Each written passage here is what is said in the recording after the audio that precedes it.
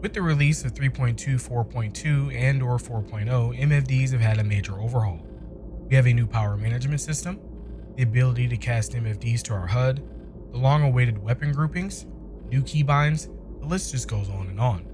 In this video, I'm going to share with you all the information that I've learned from testing these systems in Evocati and the PTU over the last couple of weeks, so that you can be ready for the release of 3.2, 4.2, and 4.0.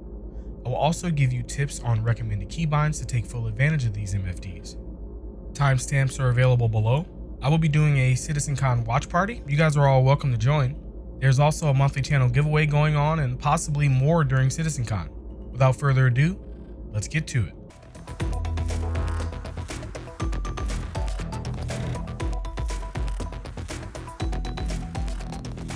I'm going to tell you everything you need to know about Star Citizen's new MFDs, and we're starting right now. Alright, let's get straight to the most important new MFD, that is the power management system. It really is a mini engineering console built right into the pilot's display. Let's go ahead and start from top to bottom. The three items at the top represent your ship's emissions.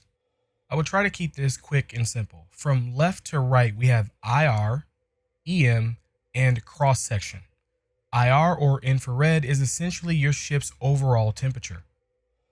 We can actually demonstrate how this works by simply turning off a cooler. As you can see, our IR starts to raise rapidly. You will notice that our EM is going down. Your electromagnetic signature goes down as you reduce power output, and by turning off power to that cooler, we did just that. The last one is your cross-section. This is basically the size of the ship. The TLDR here is the highest of these three numbers will determine how far away you can be detected, as well as what missiles will be more effective against you. Below emissions, we have our power output. Resetting the C2 back to stock, we can see that we have 7 of 30 power segments available to spend. Raising this number is a bit confusing to me, but I'll cover that in a future video when I go over components. You can spend your power however you please. We're in a hauling ship, so I'll maximize my shields and thrusters for a good defense. As you can see, selecting a segment now takes from one of the other two main segments. Also keep in mind that the more power you give to weapons, shields, and thrusters, the faster their capacitors will recharge. Alright, this seems like a good balance. Below each of these segments is a power toggle for each. Turning off weapons, for example, allots me all of the segments that it was using. Let's turn that back on in case we encounter a small threat. Looking at the shields, we can see it has a separate bar to the right. This represents the temperature of your shield generators. We can demonstrate this by turning off all of our coolers. As you can see, the temperature is slowly rising. Now at the time of writing this script, heat degradation does not seem to be in. The last time I heard a dev explain how this would work, they explained that heat would be a long-term factor, meaning if you abuse your components, you risk causing damage and malfunction over time. However, at this time, it doesn't seem that there's any effect. However, I should mention that I have left ships idle in this state and they simply died. Let me know in the comments what you have experienced. Moving on, we have our quantum drive. This isn't accessible unless you are in navigation master mode. Now, let's do that. As expected, the power from our shields has been given off to our quantum drive. It also looks like our QT drive uses a fixed amount of power and it can't be micromanaged. It does seem to have a heat element as well. I will say that it is interesting that weapons and thrusters don't yet have heat elements.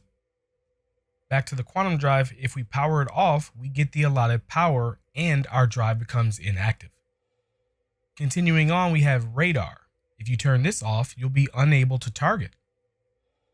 Next up, we have life support. Let's go ahead and turn this off and see what happens if I take my helmet off. Nothing so far. Let's get back to it and see if maybe it takes some time for us to lose oxygen. Alright, now before I sit down, I want to show you guys one of my favorite features.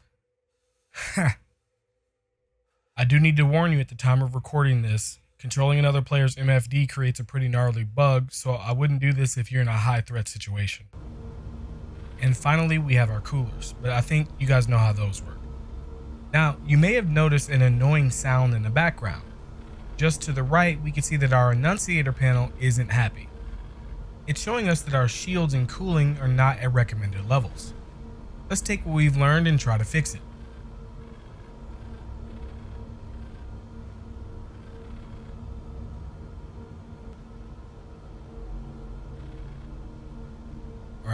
There we go. Now, before we move on to the next page, let's go over the bindings we use to control our power without having to physically touch the MFD. Keyboard and mouse users use the same F5 through F8 keys as before. New updates to the PTU has changed this to work pretty close to how the old power triangle used to work. As for joystick users, you will have to map your own bindings. I will show you how I configured mine. I wanted to make sure I mimicked the previous power triangle. To increase engines, I tap down on the hat I designated for power management. To decrease, I tap down while holding a modifier button. If you don't use third-party software like Joystick Gremlin or JoyToKey, I would just use double tap. To maximize engines, I hold down that same button.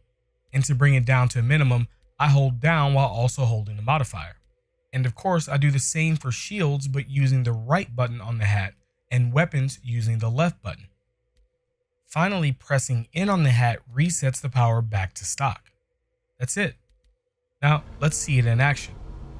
We'll reset the stock, then maximize weapons, maximize engines, and maximize shields.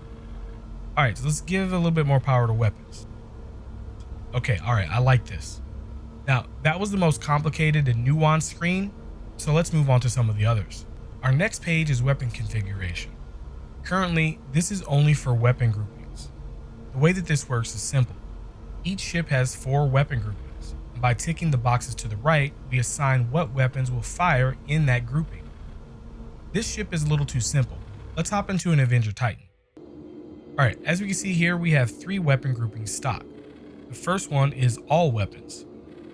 Using scroll wheel on the mouse, we can see our second grouping is our Omniskies, and our third is the Revenant Ballistic Gatling. I'll scroll back to all. As we can see, this is pretty simple. However, controlling this in battle via the screen is not ideal, so let's check out the keybinds. Under Vehicles, Weapons, we can scroll down to the bottom to find weapon presets. For keyboard and mouse, the binds are pretty simple. You fire with mouse button 1 and scroll to change groups. For joystick users, it can get as complicated or as simple as you'd like. The first one is weapon preset fire. If you are just now getting into 3.2 4.2, this is your new fire bind. From here, let me just explain how I have my binding set up. For clarity, I'm using VKB Gunfighters with the Cosmo SEMA grip. So my recommendations will be the same for VKB NXT Gladiators or any grip with a first and secondary trigger fire. First, I have preset fire bound to stage 1 or button 1. When I press all the way down, the secondary stage fires button 2. I have this bound to fire group 1. I will demonstrate why I have it this way in a minute. Finally, I have next preset overflow and previous preset overflow bound to my modifier rapid fire up and modifier rapid fire down. Or double tap if you don't have a modifier. The reason I selected this is because when you change firing groups, it stops you from firing until you release and click back down on the trigger. So since you have to lift up anyway, it seemed like it was the logical choice. The reason for choosing overflow, you'll see in a minute when I demonstrate how EMPs work. I don't see a reason to bind set weapons. I suspect this will be helpful with Game Glass, but I'll cover that in another video. And finally, we have binds for EMPs and QIDs. I will also not be binding these as a personal preference. Let's pull up an EMP ship so I can show you why. Here, we are in a Saber Raven. First, we'll need to power on the EMPs in the power management screen. As you can see, it has 2 groups being used. I'm going to remove all of the weapons from the first group and add the EMPs instead. Then add the weapons to group 2. Then we have to cycle the weapons to group 2. And now, because of the way we have it bound, holding down the trigger halfway shoots the lasers and all the way engages or fires the EMP.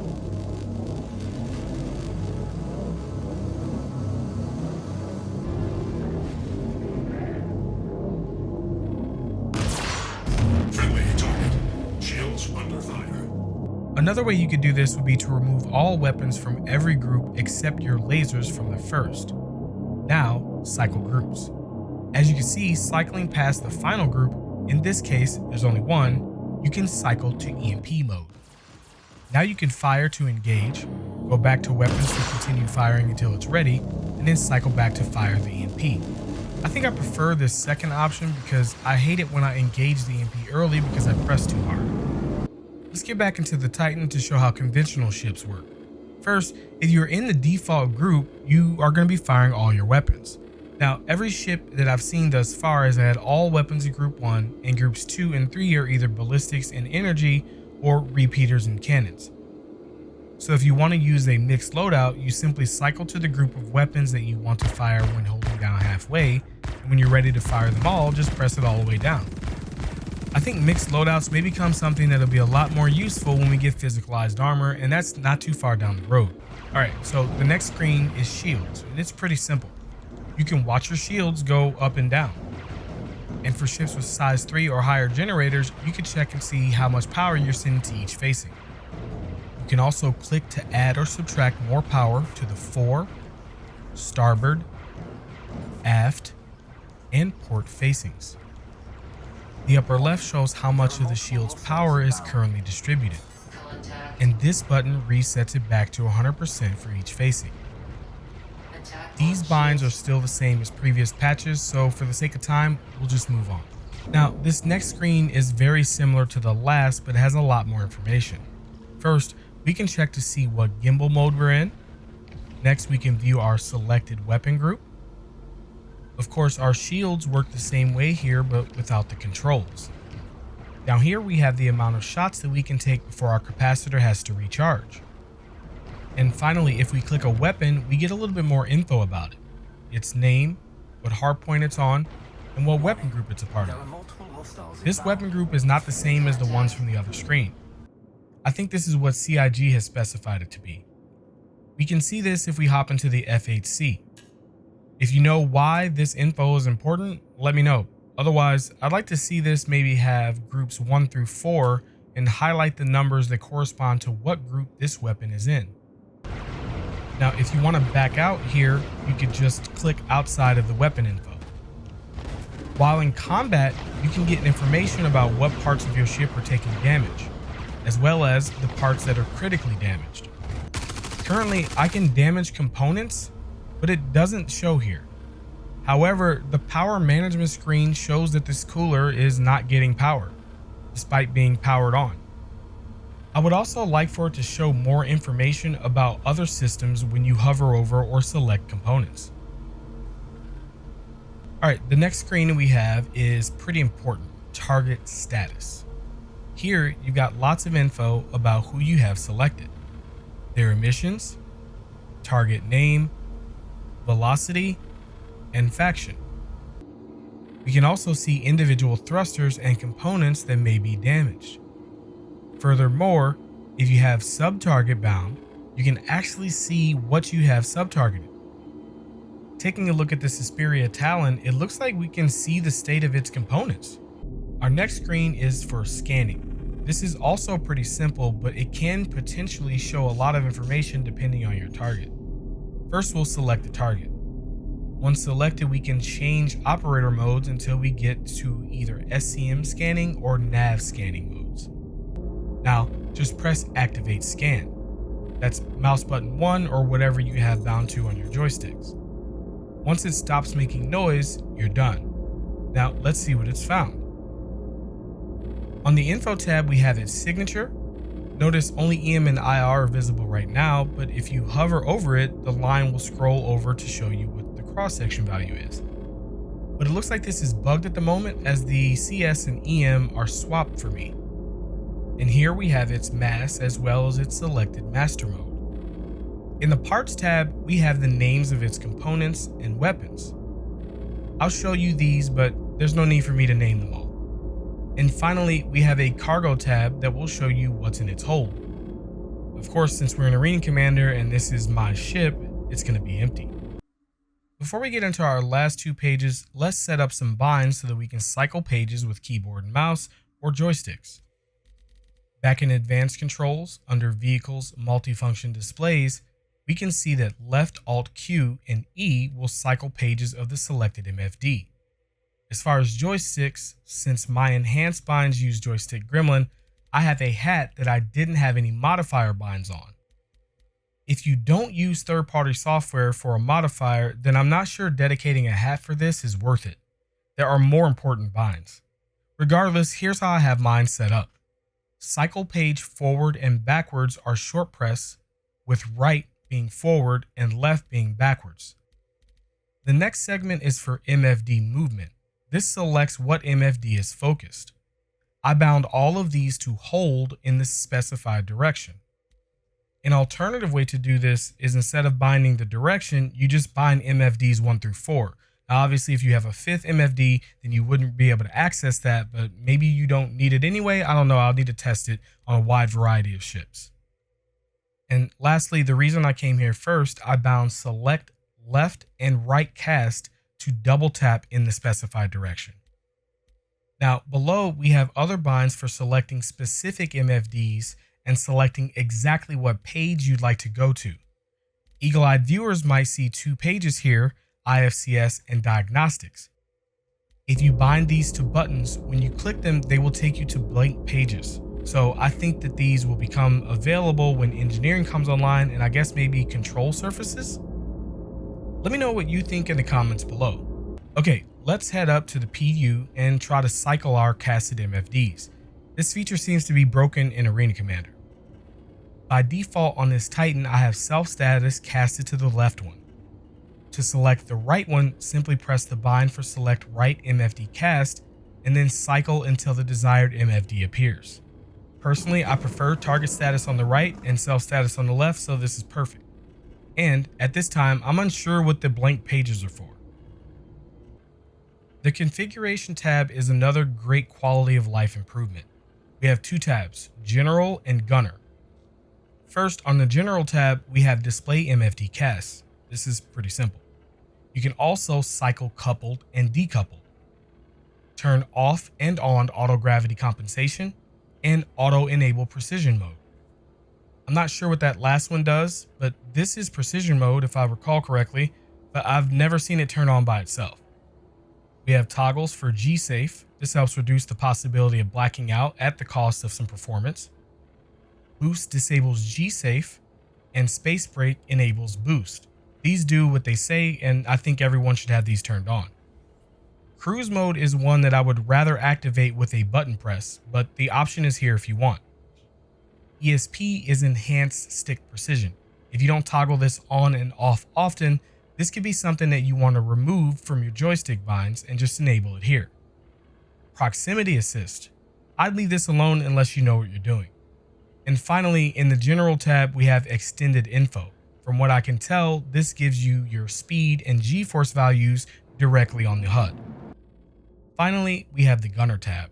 First on this list is Show Precision Lines. What this does is gives you 2 lines to each side of your pip that gives you an idea of where your enemy is moving in relation to yourself.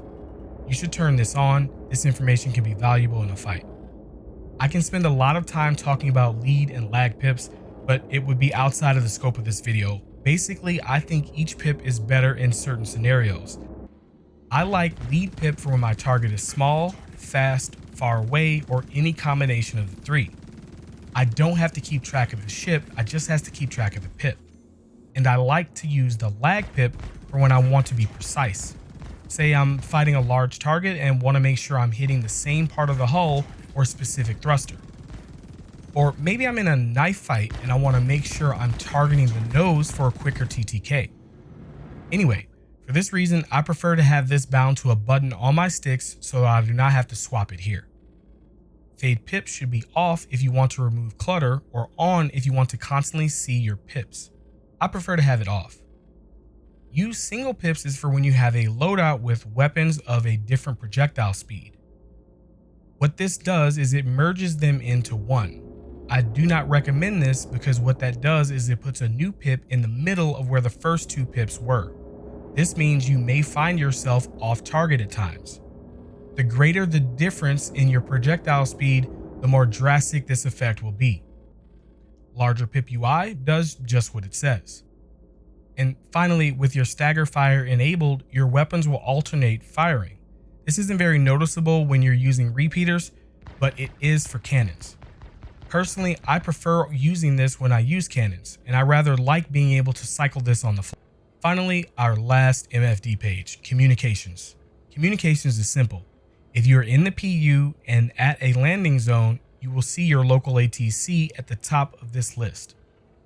And you can call them directly from here to request landing or clearance to leave. You will also see a list of friends that are online, and you can hail them.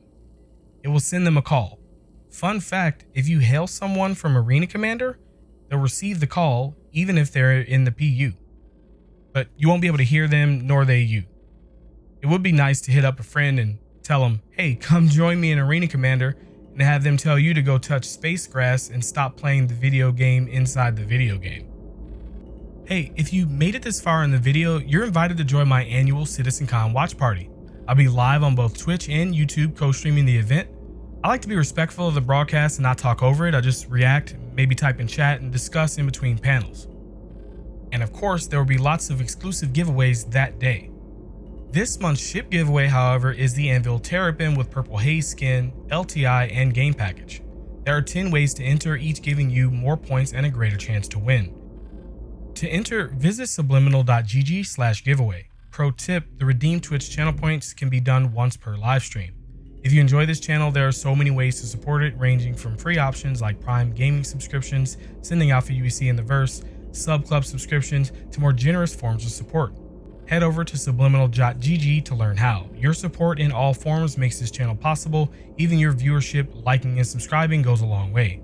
Until next time, citizens, I'll see you in the verse.